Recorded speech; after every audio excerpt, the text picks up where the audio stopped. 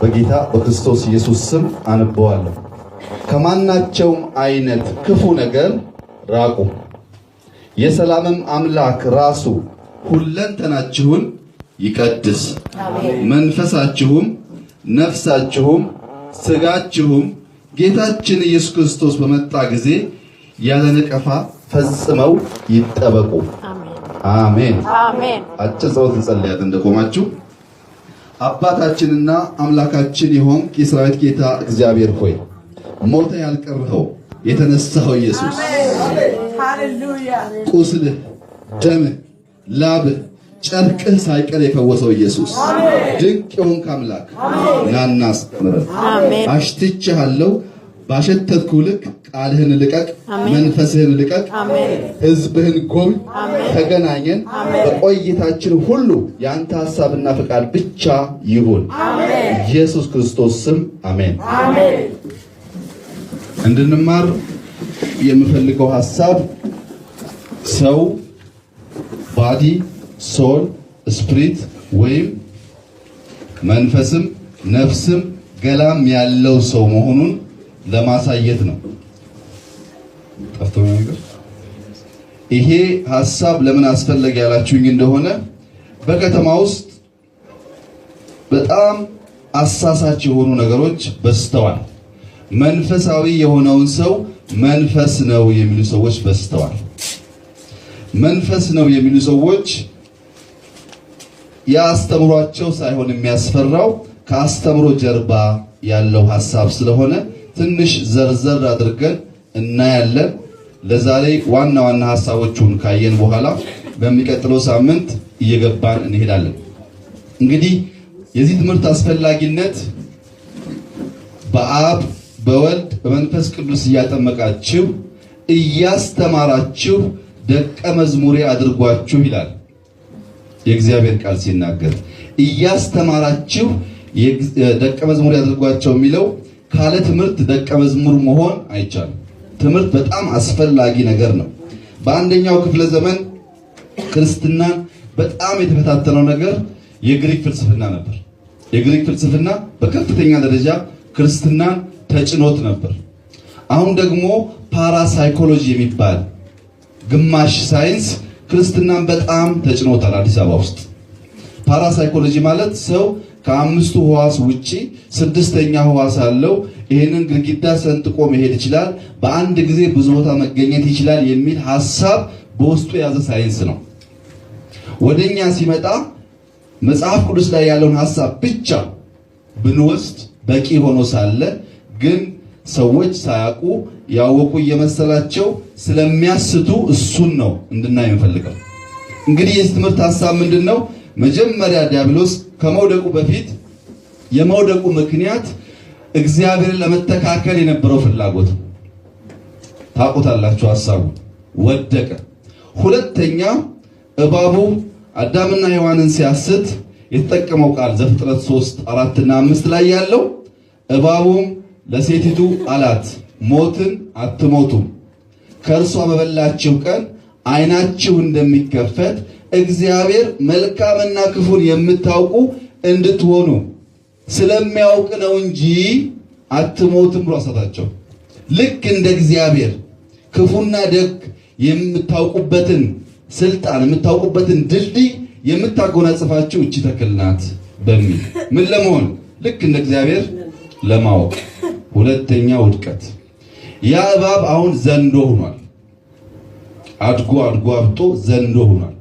አሁን ሰዎች ካለምንም ፍራቻ ካለምንም ሰቀቀን ካለምንም ችግር ኢየሱስ ያለው ቅድስና እኔ ያለኝ ብሎ ፑልፔት ላይ ቆማ ያስተምራሉ። ያስደነግጣል። እኔ በተወለድኩበት ከተማ ቤተክርስቲያን የለም። ቤተክርስቲያን የሚባል ነገር የለም። መድኃኔዓለም ገብርኤል የሚባል ነገር ሰምቻለሁ። አራተኛ ክፍል ሲሆን ለመጀመሪያ ጊዜ አንድ የኛ መንደር ልጅ ከተማ ሄድና ገጠር ስለሆነ የኛ ክረምት ቆይቶ ሲመለስ እንግሊዘኛ ተምሮ መጣ። ልጁ ኢብራሂም ይባላል። ተምሮ የመጣው እንግሊዘኛ ደግሞ ጂሰስ ኢዝ ሎርድ የሚል ነው እና ኳስ ስንጫወት ጎል ሲገባ ጂሰስ ኢዝ ሎርድ ይላል። ሲገጭም ይሄን ይደግማል።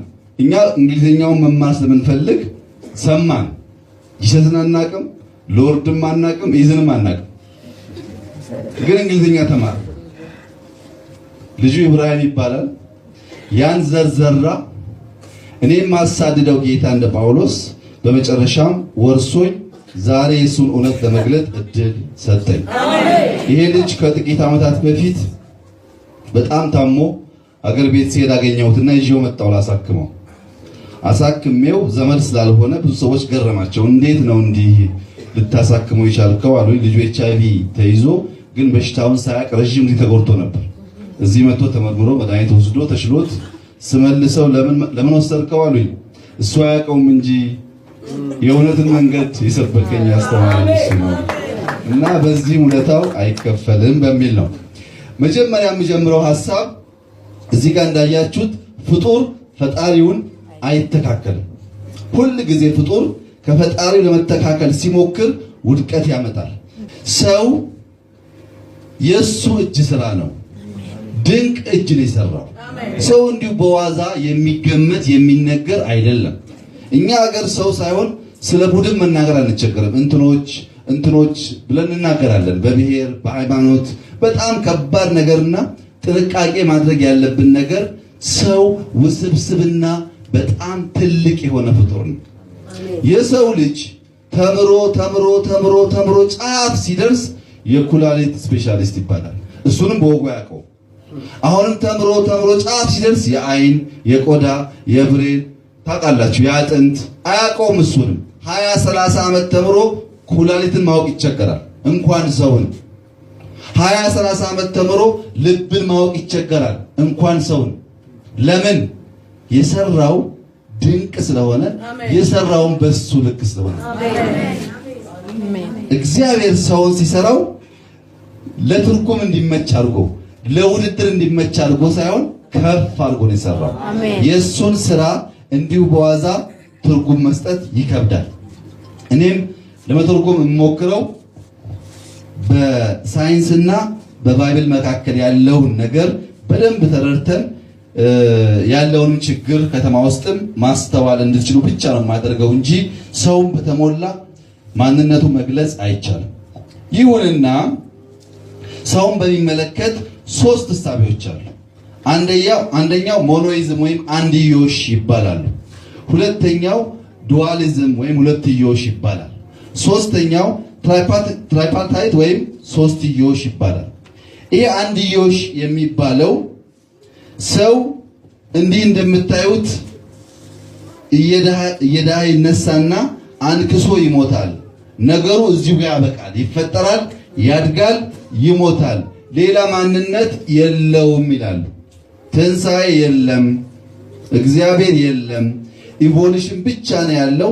ሰው ይነሳል፣ ያድጋል፣ ይሞታል፣ ከሞተ በኋላ ይጠፋል ይላሉ አንድዮሽ። እነዚህን በመጽሐፍ ቅዱስ ስናያቸው አንደኛ ቆሮንቶስ 15:16 ላይ ሙታን የማይነሱ ከሆነ ክርስቶስ አልተነሳም ይላል ጳውሎስ።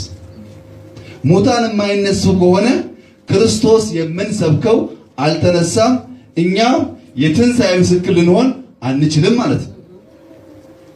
ዝቅ ይልና 19 ላይ በዚች ሕይወት ብቻ ክርስቶስን ተስፋ ያደረግን እንደሆነ ከሰው ሁሉ ይልቅ ምስኪኖች ነን ይላል። ተስፋችን አንድ ቀን ሙሽራው ሲመጣ ትንሣኤ እንደሚሆንልን አስበን እንጂ ለዚህ ምድር ጸጋና በረከትማ ቢሆን ትርጉም አልነበረው። ተስፋችን ሲመጣ ሙሽራው ሲመጣ ትንሣኤውን ልናል ቅድም ተባለው ከቀኙ እንቆማለን ነው የሁላችን ተስፋ። ይሄ እውነት ነው ወይ ያላችሁኝ እንደሆነ ከእውነት በላይ ነው። ከእውነት በላይ ነው። ማቴዎስ 27:52ም በኋላ ታነቡታላችሁ። ክርስቶስ ተፈጸመ ባለበት ሰዓት መቃብሮች ተከፈቱ፣ የተኙም ሰዎች ከነበሩበት ቅዱሳን ተነሱ። እንኳን ሙሽራው ሲመጣ ተፈጸመ ሲልም ተነስተዋል። ይሄ ደግሞ ታይቷል፣ ተመስክሯል፣ ተጽፏል። ክርስቶስ ይመጣል፣ ትንሣኤም ይሆንልናል።